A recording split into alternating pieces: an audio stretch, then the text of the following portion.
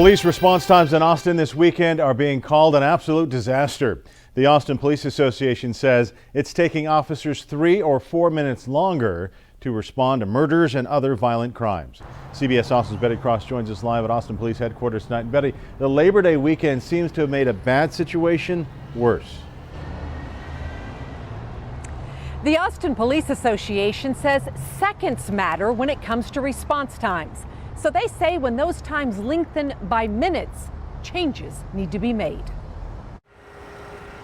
Response times to violent crimes over the Labor Day weekend are being called unacceptable by the Austin Police Association. The weekend was just an absolute disaster. Ken Casaday is the president of the association that advocates for 1,800 officers. He says police shoot for about a 7.5-minute response time to get to the highest priority calls like murders. But he says that's not what's happening. Probably 11 or 12 minutes of having to wait for a police officer to get there when you've been shot or stabbed or sexually assaulted or whatever the priority is.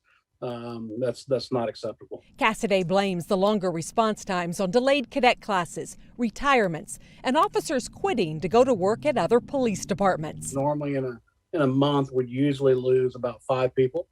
And right now we're losing about 25 people a month. Police resignations and retirements are issues being dealt with across the country. Austin Mayor Steve Adler says while dealing with slower response times is a priority, it's not the only one. Police response time is certainly something that has to be watched. It's not the sole indicator of what it takes to have a safe community.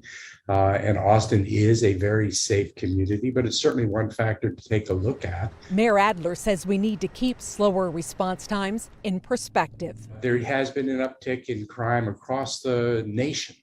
There have been police resignations across the nation. And even with all of that, as it's happening in Austin, our rate of violent crime is lower than most other major city in the country.